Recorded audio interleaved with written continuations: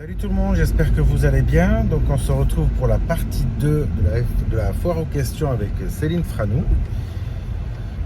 C'est pas pratique la voiture, hein. On va faire un petit tour là, on va se retrouver à la maison tranquillement, pépouze, posé, tranquille. Allez, à tout de suite. Là, on est bien, on est tranquille, on est beaucoup mieux pour se regarder la vidéo tranquillement. Donc je vous dis à tout de suite, on peut commencer la partie 2 de la foire aux questions avec Céline. À toutes.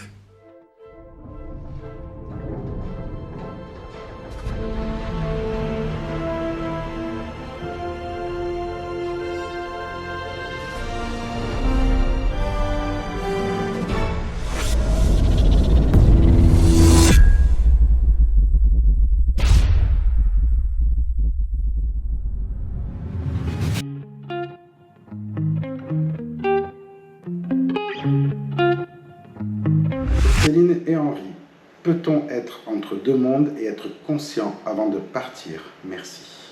Eh bien, bonjour. Et oui, ça peut arriver. C'est-à-dire qu'on peut être conscient, c'est-à-dire que vous allez avoir quelqu'un, j'aime pas ce mot-là, mais sur son lit, pas de mort, mais au point de partir, voilà, si on peut parler différemment, qui va voir de l'autre côté ce qui se passe, mais qui va être avec vous en même temps.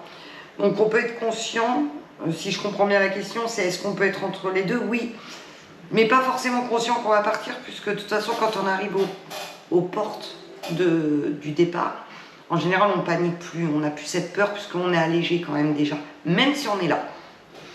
Oui, et puis en plus, souvent, les personnes qui ont des cancers, par exemple, et j'ai entendu plusieurs fois ça, juste un jour ou deux avant de mourir, bizarrement, c'est comme si la maladie leur dit, bon allez, c'est bon, je te laisse 2 jours, fais-toi plaisir. Et qui sont d'un coup d'une forme olympique, comme s'ils n'avaient plus rien. Comme mon père. Et le lendemain ou 2 jours après, c'est fini. Voilà. Et il y a même des personnes qui n'ont plus l'usage de la parole ou l'usage de leurs membres, qui avant de partir, sont comme ça, ils regardent en l'air parce qu'ils voient quelque chose. Alors moi je vais dire une lumière, mais ils voient quelque chose et ils s'en vont tout en douceur. Donc être conscient entre les deux, je ne sais pas si c'est vraiment le terme le plus approprié, mais quand on ressent qu'on va enfin être libéré des souffrances, ça oui.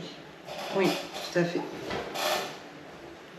Bonjour, comment vous faites pour pas vous tromper de personnes de contact, donc sur les contacts défunts? C'est eux qui viennent de toute façon. Bah c'est eux qui viennent. Oh, Hans! J'ai entendu, je fais monter la pression. Ils nous disent les détails, donc en général on se trompe pas. Alors ça peut arriver lors d'une conférence. Ça se mélange. Et on a dérangé, donc on parle à la dame là, et puis c'est sur celui de derrière. C'est un bordel. Ça peut arriver, mais par contre si vous êtes individuel, on se trompe pas. Mais c'est comme aujourd'hui, la dame elle me donne le prénom de quelqu'un, je ressens rien. Elle me donne le prénom d'une autre personne, la personne arrive. Puis cette personne me donne le prénom, c'était sa grand-mère, si je me rappelle bien. Et puis je sens un parfum, mais tu sais, genre brut, tu sais, l'autre côté muscle. Et on me dit, c'était justement le premier contact, il ne venait pas. Il a fait juste un acte de présence pour dire qu'il est là, mais il n'a rien à dire, quoi. Donc c'est pour ça, nous en fait, on est des récepteurs ou des canaux, si je peux dire. Et c'est eux qui savent venir au moment où il le faut. Parce que même des fois, ils viennent 3 jours avant le rendez-vous, parce qu'ils savent. Exact. C'est vrai. Ils savent. Pourquoi on attrape des maladies telles que le cancer? Pourquoi parfois les enfants meurent jeunes? Alors personnellement, je tenais à dire que je suis outré. Alors, déjà, alors c'est en 2 fois qu'on va faire cette question. Pourquoi on chope des maladies telles que le cancer? Bon déjà, ça ne plaît pas toujours, mais avant de venir, on choisit un peu notre vie. Et aussi, et ça c'est... enfin moi en tout cas, avant je n'y croyais pas, et maintenant je peux vous dire que j'y crois. Tout ce qui est négatif que vous prenez vous font attraper des maladies. Pardon? C'est pour ça que je vous dis, échappez-vous des gens toxiques. Arrêtez de culpabiliser tout le temps quand on vous fait culpabiliser. Prenez un niveau de vie. Vous savez, des fois on vous dit, oui, pour pas attraper de cancer, faut manger sainement, faut pas fumer, etc. Attention, moi j'ai vu des gens fumer comme des pompiers, mais qui se prennent tellement pas la tête qu'ils sont jamais malades. En fait, ce qu'on veut vous dire, c'est les maladies s'engendrent avec tout ce qu'on dit. Après, tristement, on choisit un petit peu notre vie avant de venir sur Terre, donc les épreuves. Tu vois le bordel ou pas? Pourquoi il y a des enfants qui partent si jeunes? Parce que c'était leur chemin de vie, et aussi triste que cela puisse paraître, on dit des fois que c'est des vieilles âmes, elles sont revenues pour une courte durée, elles repartent et elles reviendront à nouveau pour pouvoir allonger cette durée. C'est pas eux qui sont malheureux, c'est vous. Hein. Et puis comme on dit pour le côté maladie, le mal a dit. Complètement. Donc après je n'ai rien à rajouter parce que tu as tout dit. Hein. Non, mais c'est vrai que Donc, moi je sais que j'étais quelqu'un avec beaucoup de problèmes de santé avant, parce que les gens me gonflaient en fait. Les gens me prenaient la tête. Et depuis que j'ai adapté ce niveau de vie où je vis tranquille, mode, je m'en fous. en mode je m'en fous, il sait en rien. C'est je m'en fous. On s'en fout, putain. Tout le monde s'en branle, moi le premier. Et ben en fait tout va bien. Je n'ai plus de problème de santé. C'est quand même incroyable. Bah, de toute façon, le négatif attire le négatif. Le je m'en fous attire le je m'en fous. Tout Donc à ça fait. veut dire qu'il n'y a plus de problème. Et pourtant, et ouais, je vais vous dévoiler un truc que je n'ai jamais parlé, mais ça fait presque 20 ans que j'ai su que j'avais une maladie auto-immune qui est une spondylarthrite. Et je ne prends aucun traitement, je ne prends plus de traitement et je vais très bien. Du sport, de la liberté dans sa tête et un bon entourage. Et tout va bien. À partir de là, Exact. tout est dit, l'équilibre est là. Alors après, bien sûr, c'est pas forcément évident ni facile pour tout le monde sur tout ça, parce qu'en fonction des attachements avec certains, quand c'est la famille ou autre, ou même quand c'est les enfants, parce qu'on peut avoir des enfants toxiques, mais on peut avoir des parents toxiques aussi. Bien sûr. Et c'est vrai que là, le lien est difficile à couper. Mais il y a toujours des solutions pour éviter d'être atteint d'une certaine manière. C'est vrai ce qu'il dit Henri, mais c'est un travail de longue haleine, hein. Même nous on ne l'a pas fait comme ça ce travail, mais il est nécessaire. Comment ne pas tomber dans le piège de médiums peu scrupuleux? Ah, J'aime bien là. cette question. J'adore cette question, là où on fait des recommandations, bien souvent. N'arrête pas. Le bouche à oreille. S'il n'y a pas de bouche à oreille, laissez tomber. Il faut absolument que ça passe entre vous et le médium. C'est-à-dire que si vous ressentez même au téléphone que ça passe pas, Général Bertino à l'appareil. niet, ne forcez pas la chose. Quelqu'un qui vous prend 200 € ne sera pas forcément meilleur que quelqu'un qui vous prend 50 balles. Les autres, ils sont comme ça, ils sont écarquillés. Quelqu'un qui a ce sourire, qui est simple et qui est quand même abordable, même au niveau... vous voyez, il faut que ça passe, il faut qu'il y ait quelque chose. Les médiums peu scrupuleux, en plus, vont vous faire revenir 50 000 fois pour vous dire que ça ne va pas, pardon. C'est nul. Petit-fils de p***. Ou nana, et nanani, ne vous laissez pas embringuer dans tout ça. Parce que c'est créer le besoin et le côté d'emprise de vous faire revenir, en plus. Ouais. Il y a aussi un truc, quand un médium vous dit « Ah ben non, mais votre défunt, de toute façon, il n'est pas monté, ça fait tant, au revoir ». C'est pas pratique là. Mais c'est pas la bonne. Tu sais faire ton travail? C'est vrai. Le travail d'un médium, si le défunt n'est pas monté, c'est de faire ce qu'il faut justement Bien pour le sûr. soulager tout de suite. Parce que Bien sûr. le terme New Age maintenant, parce que médium ça fait vieux, Oui. les gens disent « Je suis passeur ou passeuse d'âme ». C'est bien, mais tu es médium avant tout. Donc après, si un défunt ne monte pas, c'est qu'il y a peut-être une œuvre inachevée ou quelque chose qui le retient, dans le sens, ça peut être votre tristesse, ça peut, je dis pas que c'est tout le temps ça, ça peut être quelque chose que ce défunt voulait ou a demandé à quelqu'un de faire et qui n'a pas été fait, ou une autre raison qui le concerne. Et à partir de là, c'est notre travail, bien sûr, de faire ce qu'il faut. Et bien entendu, quand on aide un défunt à monter, à rejoindre sa nouvelle demeure, je pars du principe que ça, on n'a pas à faire payer un vivant là-dessus. Ouais, puis on ne le dit pas forcément. Parce que des fois, c'est vrai, hein, des fois on a des défunts qui ne parlent pas forcément et ils ont juste besoin d'accompagnement pour pouvoir... Ouais, c'est vrai. Et du coup, voilà, faites attention à votre portefeuille. Hein, c'est un gros commerce, un gros business. Hein. Oui, et puis surtout, quand vous avez un voyant ou un médium, normalement, vous n'êtes pas censé lire quoi que ce soit de votre vie. Parce que si vous voulez contacter Tata Rachel et que le médium vous dit « Elle était malade, d'accord, elle avait combien d'enfants ?» Et puis plein de questions, puis après ça vous fait toute une dissertation. Non. Terminé, bonsoir. Si le défunt est là, c'est le défunt qui donne les messages, donc ils n'ont pas besoin de vous pour avoir des réponses. Après, quand le défunt me donne des choses qu'on n'est pas très sûr, on peut voir ensemble, on en discute. Alors j'entends ça, je ressens ça. Est-ce que ça vous parle? Parce qu'il parle vite, parce que des fois il parle vite ou ils ont un accent. Oui. Ou des fois, ce qui ça arrive très souvent, j'entends le début du premier mot, le milieu du deuxième et la fin du troisième. Et c'est Donc vous me dites que vous avez radiocommandé Non, ça marche pas. une voiture à 200 km/h Bah oui, c'était pas moi dans la voiture. et qu'elle a percuté 5 cadreurs et que vous y êtes pour rien. C'est Lucas. Des os, il y avait plus de réseau. Lucas, ici présent. nous a quittés à cause de la 4G qui n'est pas assez répandue en France. Et débrouille-toi avec ça. Donc là, après, on peut voir ensemble pour comprendre les choses. Parce qu'en plus, souvent, c'est des rébus qu'ils font. Tu vois le bordel ou pas? Ils Ouais, parlent c'est d'une chose et compliqué. puis d'une autre, et c'est à la fin qu'on se dit « Ah, mais oui, ça veut dire ça ». Donc, si un médium ou un voyant vous pose 50 000 questions, et ainsi de suite, fuyez, quoi. Terminé, bonsoir. Alors moi, un jour, j'avais été voir un médium, ça m'avait fait rire. On était 200 dans la salle. Puis ce médium dit, il y a quelqu'un qui est mort d'un cancer. Bon, sur 200 personnes, je pense qu'il y en a plutôt un qui est mort d'un cancer. Et d'un coup, il se penche vers moi, il dit, c'est quoi le prénom de votre père? Alors je dis le prénom de mon père. Ah, c'est ça, c'est ça, c'est ça. Tout le monde rigole.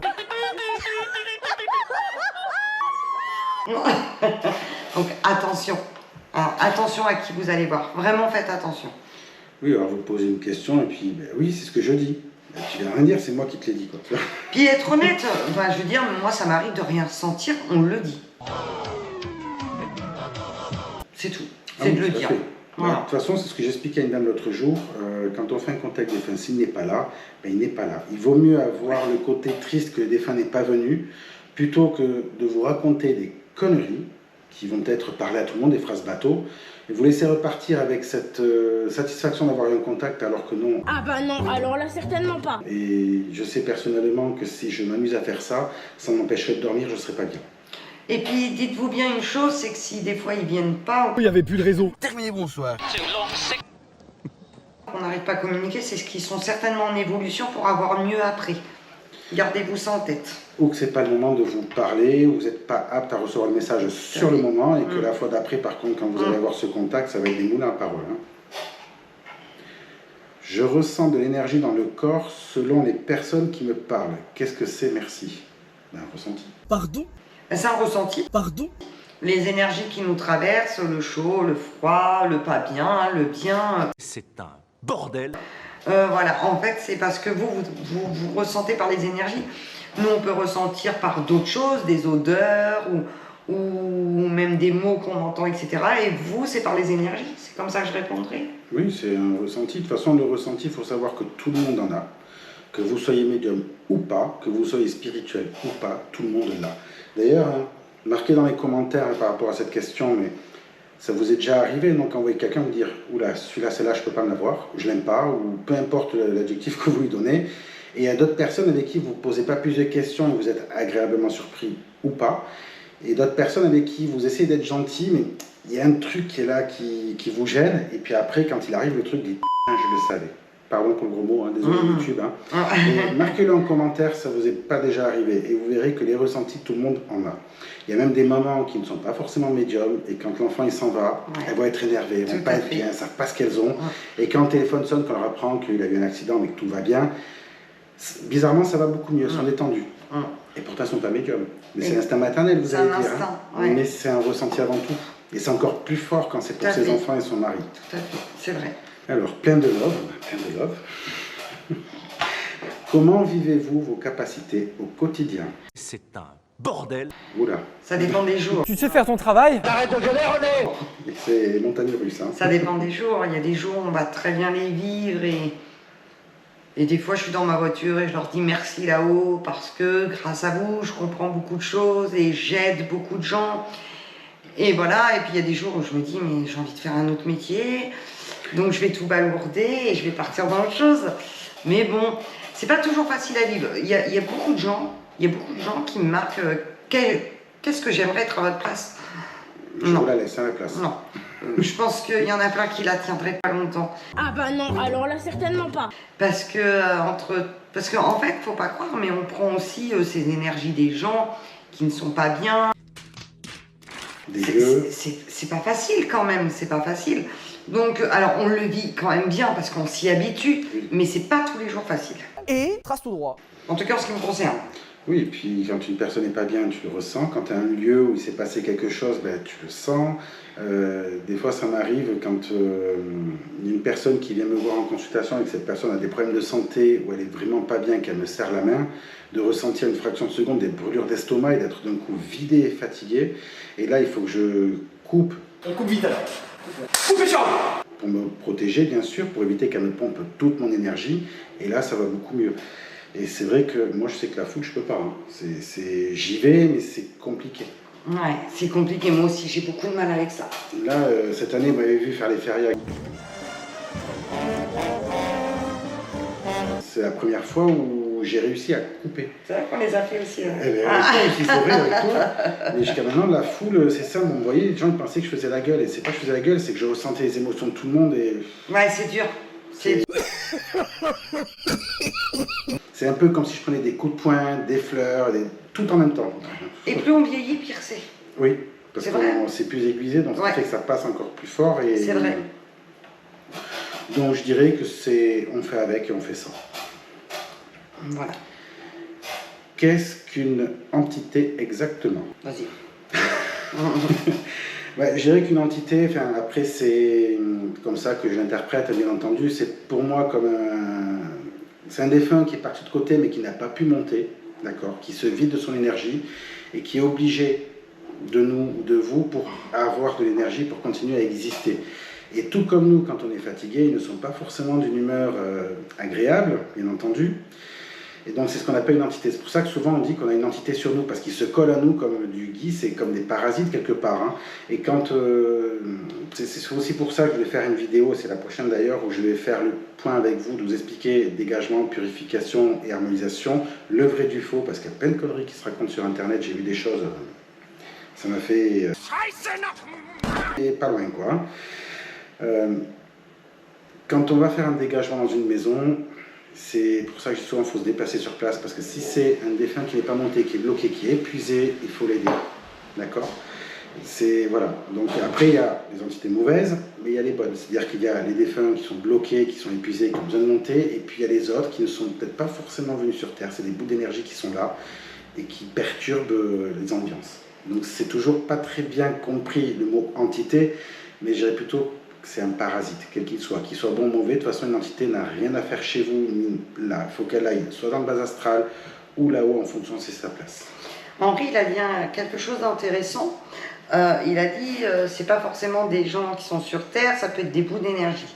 Et ça, c'est hyper intéressant parce que ça montre quand même que ces bouts d'énergie, c'est un peu les gens aussi ici qui les lancent en pensant mal des fois. Et parfois, on les emporte avec nous, on emporte tout avec nous. Donc une entité, et Henri l'a dit, n'est pas forcément quelque chose de mauvais. Hein. Une entité, on peut aussi parler d'une entité quand on communique avec, etc. Mais voilà, c'est des gens qui ont plus de mal, qui sont un peu bloqués entre les deux. Ce qui ne veut pas dire qu'ils ne vont pas monter vers la lumière et que tout se passera bien. Mais en fait, tu as tout dit. Je cogite, j'aime bien. Oui, mais aussi, de toute façon, on est là pour échanger. Hein. Voilà. Parce que de toute façon, le terme entité, le problème, c'est qu'il est globalement utilisé pour tout. À plusieurs sens, ouais, Voilà. tout à fait. Donc je dirais pour moi, je dirais plutôt qu'il y a les âmes, les défunts, nos ancêtres qui n'ont pas pu monter, qui sont bloqués ici, qui sont fatigués au niveau énergie, et donc on les aide, ou des fois ils se servent très souvent tout seuls. Et il y a le reste du bas astral, qu'on peut appeler des larves ou des parasites, ou peu importe. Et le problème, c'est que l'humain, il a mis tout ça dans entité. Voilà. Ouais, tout se mélange. Merci de votre bienveillance, vous égayez nos vies. C'est mignon, merci beaucoup. Merci à vous. Est-il vrai qu'on déclenche des capacités, ou ces capacités, suite à un choc traumatique, ou un choc tout court, je dirais même, hein? Oui, alors bon, pour moi non, puisque c'est quand je suis née. Maintenant, il y a des gens, effectivement, qui vont avoir un grave accident de la route, ou qui vont avoir un gros choc, qui vont se trouver des capacités de magnétisme derrière, de médiumnité, donc ça peut se déclencher. Tout à fait. C'est comme une maladie qui se déclenche des fois suite à la perte de quelqu'un. Les capacités médiumniques sont pareilles. C'est comme certains qui, comme tu dis, ils tombent dans le coma, ils reviennent, ils ont quelque chose en plus. Ouais. Il y a aussi des personnes, alors, je ne vais pas dire que ça se déclenche forcément suite à un choc. Il y a même des personnes qui vont vivre toute leur vie, puis un jour, arrivé à 62 ans, ils se réveillent. C'est vrai. C'est là. On en a Alors, vu. certains le vivent très bien, et ils l'assument, et comme si ça a toujours fait partie de leur vie, parce que je pense que c'était sous-jacent, et puis ça restait tranquillement, sur le côté, et puis là, ils ont pris le volant en main, et puis allez, on y va, quoi. Hein. Et certaines personnes, ça se réveille d'un coup, du jour au lendemain. Ça peut être enfant ou même quand on est âgé ou jeune, peu importe. Et ils le vivent très mal. Et souvent, ces personnes sont considérées des fois comme folles. Alors que non, elles sont juste tellement ouvertes qu'il y a tout qui est passé et c'est compliqué. Tout à fait. Imaginez-vous, hein, là, vous vous réveillez, vous voyez tous les défunts. Et pas que les défunts, parce qu'il n'y a pas que ça de l'autre côté, il y a aussi des choses pas très cool. Ben, croyez-moi, il y a de quoi avoir les cheveux blancs. Hein. C'est vrai. Donc comment on se déclenche, ça, de toute façon tout vient de là-haut, hein. C'est pas nous. Hein. Demain s'ils décident, et ça on en parlait il n'y a pas longtemps, des fois quand on n'a plus trop de rendez-vous, que c'est calme, c'est parce que énergétiquement on est à plat, et là-haut ils le savent. Hein. Donc quand ils nous mettent en pause, ben, que vous le voulez ou non, c'est en pause. C'est comme ça. Ah oui, hein, alors moi mes rendez-vous ça se vide pas, mais s'ils ont envie de me mettre en pause, je vais pas démarrer la voiture le lendemain ou je vais avoir. Alors moi les annulations je peux pas parce que comme c'est une semaine avant, tout est. Mais voilà, mais c'est vrai ce qu'il dit. Je peux avoir des annulations une semaine avant et me dire bon bah si ça arrive c'est que je dois me poser. Mais j'ai appris à lever le pied par rapport à avant. Oui, moi aussi. Parce que je pars On n'a pas le choix. que quand on commence, hein, on se dit il faut aider, et ouais. on s'oublie, et à un moment donné, ben, on s'oublie tellement qu'on ne sait plus où on est. Hein. C'est vrai. Alors, quelles sont les différentes étapes que passe un médium pour déclencher sa médiumnité? Bah, le travail. Il y a qu'en le travaillant, c'est comme je le dis toujours, mais un boulanger pour faire un bon pain, à force de travailler son pain, il va être de mieux en mieux. Bah, c'est pareil. Plus on le travaille, plus. Moi, j'ai pas d'étape particulière, mis à part le travailler et comprendre les choses en fait. Et travailler sur soi. Ouais. Comprendre ses blessures. Et vous voyez, ça c'est l'ego. Pour un médium, on l'oublie. Ça n'existe plus. Une personne m'a demandé l'autre jour sur Facebook ou sur Instagram, je ne sais plus, comment sait-on si on est élevé ou comment faire pour élever sa spiritualité. Et je lui dis, à partir du moment où votre ego reste dans sa poche et que la fierté reste à droite, et que tout ce que vous faites, c'est avec le cœur, sans arrière-pensée, avec aucune intention. Voilà. Vous le faites naturellement. Là, à ce moment-là, oui, il y a une élévation. Mais si vous faites des choses par intérêt, ou parce que vous êtes jaloux, ou peu importe, comme imaginons Céline demain, elle sort un oracle, et moi je vais me dire, je vais faire mon oracle comme ça, mon oracle va se vendre mieux que le tien. Ben, mon oracle va pas marcher. Non. Parce que ça sera sur une base déjà négative, dans l'espérance de détruire quelqu'un. Voilà. Non, faites les choses pour vous, appréciez ce que vous faites, et automatiquement, ça évoluera de toute façon. Exact. Avez-vous été aidé à développer vos capacités? Bah, à part avec mon guide et là-haut, non. C'est ça. De toute façon, on est toujours guidé. Hein. Moi, je sais que mon maman m'a toujours donné quelques petits trucs, des choses à pas faire, des choses à éviter, des indications. Mais après, c'est vrai que ça, c'est soi-même. Sur son chemin, que ce soit dans la médiumnité ou dans n'importe quel travail, on en revient à ce qu'on disait tout à l'heure, c'est le travail, c'est le fait de le faire, d'exercer, que ce soit professionnel ou même personnel de toute façon. Hein. Et ça va développer, parce qu'au début, quand vous tirez les cartes, ben, vous n'arrivez pas trop à les faire, vous n'arrivez pas à les lire.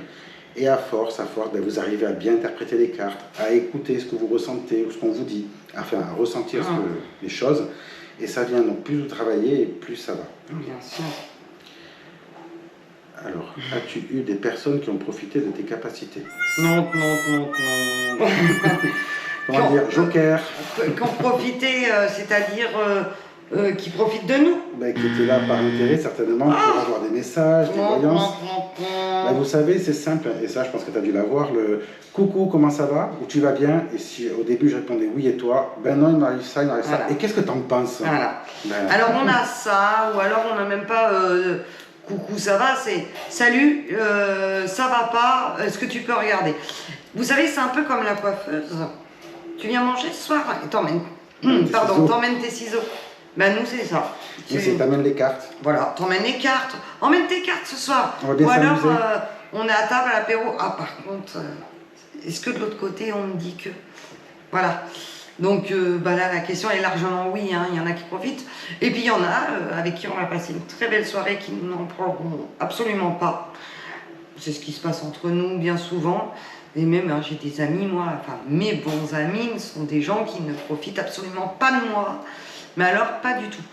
Donc, mais c'est comme dans tout métier, il n'y a pas que nous. Hein. Ah oui, tout à fait. Et puis de toute façon, je pars du principe que si jamais là-haut, mes défunts, peu importe, ils ont un message à me transmettre ou à vous transmettre, ils le feront. Donc si par exemple je viens voir Céline et que mon grand-père ou je ne sais pas, quelqu'un a un message à faire passer, je vais lui demander s'il doit me le faire passer, il me fera passer le message. Donc ce que je dis, on parle de nous, mais pour vous c'est pareil, ça ne sert à rien de demander, à part quand vous voulez un rendez-vous, là c'est différent. Mais je parle dans les personnes qui profitent et qui espèrent avoir des réponses. Non. Ça ne marche pas comme ça. Heureusement qu'on ne demande pas à un gynéco de ramener son matos quand il vient bouffer. C'est ça. J'aime bien, ou le croiser à la caisse au Leclerc. Enfin non, c'était ce qu'on avait fait une fois, c'était pendant les fers. Il y a une femme qui m'arrête au milieu de la foule. Tu peux regarder pour moi parce que mon copain il vient m'envoyer boulet, machin. Et je me dis, mais c'est pareil, si le gynéco il passe, est-ce que tu écartes les jambes? Regarde-moi comment il faut vite, parce que je ne sens pas, j'ai un rapport à faire. Non, ben, c'est pareil. Alors, il y en a qui vont dire c'est pas pareil. Ben si. C'est pareil. C'est sûr que le gynéco, il n'aura pas tout son matos, mais nous, au Feria, on va pas amener les cartes non plus, quoi. On est là pour s'amuser, nous aussi. Donc oui, il y a des personnes, et puis il y en a toujours eu, et il y en aura encore. Mais bon, à un moment donné, on n'est plus de la peine 3 semaines. Mais après, on arrive à s'écarter de ces gens-là, et on sait après les gens qui vont nous aimer pour ce qu'on est, qui vont nous inviter à manger en nous disant « Ce soir, vous êtes là pour manger, non pas pour bosser, quoi. » Voilà. Et puis ils s'écartent tout seuls quand ils voient qu'on ne répond pas à leurs questions et qu'on évite. Vous inquiétez pas, ils bloquent et ils vont voir ailleurs. Donc, je les appelle les nomades de la consultation de voyance. Bonjour, avez-vous peur au moment d'une voyance? Bonne journée. C'est plutôt bonne soirée. Bonne soirée, bonne journée. Ça dépend à quelle heure sera diffusée la vidéo. C'est ça. Non, j'ai pas peur. Moi, j'ai pas peur. Enfin, c'est tellement une habitude que... Peur de quoi? Non. Peur de quoi? Puisque je dirais maintenant, je suis électricien, je dois monter sur un pylône à je sais pas combien de mètres, oui, là j'aurais peur. Mais là, je suis chez moi, j'ai des cartes à tirer ou des messages à passer, j'ai pas de raison d'avoir peur. La crainte de quoi? De ne pas avoir de message ou de rien voir? Je vois rien, je vois rien. Pas grave, l'essentiel c'est de dire à la personne, écoutez, je suis pas dans les bonnes énergies ou je ne vois pas. Ça sert à rien, au revoir madame ou monsieur, puis c'est tout. Il faut rester en accord de toute façon. Hein. Comme tu disais, l'ego, non, je veux le donner, non. S'il n'y a rien, ben, il n'y a rien. Donc peur, non, j'ai pas peur. Et je ne veux... Ça doit être la suite de cela. C'est ça. Comment expliquer toutes les lumières, visage, silhouette? Je vois la nuit, car pour moi, zéro sens. Et je ne veux pas, surtout... Ça me fait ça depuis le confinement. En fait, la personne voit des visages, la nuit, etc. et elle ne le veut pas. Et elle n'a aucun sens, pourtant. Bon, enfin, si elle voit, c'est quelque chose. Hein. C'est qu'il y a quelque chose qui s'est déclenché. Maintenant, l'accepter ou le refuser, on peut refuser les choses aussi, hein, et ça s'arrêtera au fur et à mesure, on peut le couper aussi. Maintenant, une explication à ça, c'est qu'il se présente à vous parce que vous êtes ouverte. C'est ça. Après, il y a beaucoup de personnes qui vont dire ça ne se refuse pas, vous êtes obligé, tu es obligé, alors obligé là tout de suite. Non, mais vous pouvez leur dire, écoutez, là je suis pas prêt, je suis pas prête, c'est pas le moment pour moi, s'il vous plaît, est-ce que vous pouvez attendre un petit peu? Ils respecteront, il n'y a aucun problème. Ils vont pas vous forcer avec le couteau à beurre sur la gorge, dépêche-toi, dépêche-toi. Non, ils sont respectueux. Pensez-vous, quelqu'un se suicide, retrouve ses proches? Alors oui, un suicidé retrouve ses proches, et on peut avoir de la communication avec. C'est juste qu'il ne faut pas se suicider puisqu'on revit plusieurs vies. On revient au bout d'un siècle, à peu près, parce que la notion de temps n'est pas la même que chez nous. Et que dans une autre vie, vous allez avoir les épreuves qui vont se refaire. C'est-à-dire que si demain vous perdez un enfant, que vous choisissez de vous suicider pour aller rejoindre votre enfant, et bien dans une autre vie, vous allez revivre cette épreuve.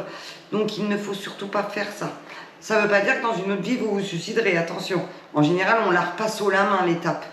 Mais voilà, il faut éviter le suicide. Par contre, un suicidé retrouve ses proches, il est dans la lumière et on peut communiquer avec. Tout à fait. Parce qu'un suicidé ne va pas être banni. Non, pas du tout. Bonjour, nos défunts peuvent-ils, au-delà de nous protéger, interférer dans notre vie? Bien sûr. Oui, tout à fait. Bah, de toute façon, ils veillent sur nous. Hein. Tout à fait. Et interférer, ils peuvent... Vous savez, des fois, vous avez des décisions qui vous viennent en tête d'un coup. C'est pas que votre cerveau. Hein. Il vous pousse à penser des choses. Il vous pousse aussi à ne pas prendre la voiture parce que vous auriez peut-être eu un accident. Enfin, voilà. Donc, ils interfèrent dans nos vies. Ils interfèrent, mais toujours dans le but de vous protéger. Bien sûr. C'est pas dans le sens de vous empêcher d'être heureux, de vous empêcher de vous marier, certainement pas. Ça là-dessus, c'est ce qu'on appelle le libre arbitre, donc ça là-dessus, ils ne touchent pas. Par contre, s'il va y avoir un accident et qu'ils peuvent agir parce que vous n'avez pas à vivre cet acte ou cette scène, pardon, ils vont faire en sorte que la voiture soit en panne ou qu'il y ait une déviation, ou vous ne savez pas pourquoi, vous allez tourner à droite et vous allez retrouver votre chemin. Mais c'est toujours dans la bienveillance et pour vous protéger. Bien sûr. Bonjour, là-haut, nos défunts sont en forme d'énergie ou ont-ils d'autres formes? Il y en a plusieurs des formes. Quand ils sont ici, quand ils viennent nous voir, hein, je parle. Après, le corps qu'on nous prête est un véhicule, quelque chose qui nous servira à faire sur Terre. Par contre, moi, de l'autre côté, ils se représentent quand même tels qu'ils étaient sur Terre pour que je puisse les reconnaître. Maintenant, ça reste des énergies de l'autre côté maintenant, des Tout à âmes. fait. Des âmes. Des fois, ils se montrent tels que je vous vois physiquement. Des fois, ça peut être comme de la fumée aussi. Bien sûr. Ou par moments, je les vois comme c'était transparent. Tu sais, comme c'était de l'eau, mais en forme humaine. Alors, c'est difficile à définir. Et donc, comme ils sont transparents, je ne vois pas leur visage, enfin, je ne vois pas les trucs. Et donc, ils m'envoient comme une transmission de pensée, les couleurs, les douleurs, tout ce qu'ils ont pu avoir. Donc, il y a plusieurs formes, en fait. Bonjour, j'ai dit à mon mari que là-haut c'était très beau et super. Il avait peur de partir. Ai-je menti? Je voulais le rassurer. Mais là, vous n'avez pas menti. Et je suis sûre qu'il est très heureux. Et au contraire, vous avez bien fait. Ça les accompagne et ça les... C'est ça, c'est l'accompagnement, ce que vous avez fait. Et c'est de l'amour que vous l'avez dit. Vous n'avez pas menti. Vous avez dit ce que vous avez ressenti. Puis, avec tous les messages que passe Céline, en effet, c'est joli là-haut. Donc, vous lui avez dit la vérité, vous l'avez apaisé, ce qui fait qu'il est parti plus facilement, je dirais. Comment savoir ou que ressent-on quand nos défunts ne sont pas raccords avec ce que nous faisons? Ah ben, ils vont foutre des bâtons dans les roues. Hein. La voiture qui démarre pas. Alors voilà, hein, là, ils vont vraiment vous... Et puis, par exemple, comme je dis, hein, si vous voulez... vous allez à la banque, vous voulez absolument acheter la maison là-bas et que le crédit passe pas, si ça ne doit pas passer, ça passera pas. Surtout, cette maison doit poser des problèmes par la suite. Exactement. C'est surtout dans ce sens-là. C'est pas dans le sens qu'ils ne sont pas raccord avec ce que vous voulez faire. C'est dans le sens de vous protéger toujours. Parce que si vous voulez acheter la maison et qu'elle est bien pour vous, ils vont vous laisser la prendre. Non. Pouvez-vous voir si les personnes sont atteintes par la magie noire? C'est pour toi, ça. Alors, je vais te dire oui et non. Il y a des moments, je le ressens, mais je ne le dis pas forcément. Et il y a des moments, je ne le ressens pas du tout, mais c'est quand la personne, elle part ou quand elle est présente avec moi, ça me vide. J'ai des maux de tête, mais à un point... C'est limite comme une sinusite carabinée et quand ils s'en vont, ça va beaucoup mieux. Alors pourquoi je ne le dis pas tout le temps? Parce que vous imaginez, vous arrivez en consultation, même on se croise dans la rue. Bonjour, Henri, médium, vous avez de la magie noire sur vous. Je pense que vous allez déjà, en première réaction, ça va être comme Melinda Gordon. Je parle avec les morts. Voilà, qui se fait envoyer chier au début et après les gens... voilà, donc je pars du principe qu'on ne peut pas aider tout le monde. Ce n'est pas notre but non plus d'aider tout le monde, on ne peut pas sauver tout le monde. Mais si une personne a de la magie noire et qu'elle doit être enlevée et que c'est à moi de le faire, là-haut ils feront ce qu'il faut, ou cette personne sera guidée vers moi pour que je fasse les choses. Maintenant, si c'est quelqu'un que je connais, comme Céline par exemple, qui a quelque chose sur elle, là où en revanche, je vais lui annoncer. Je ne vais pas dire, ah, tu sais quoi, tu as la magie noire.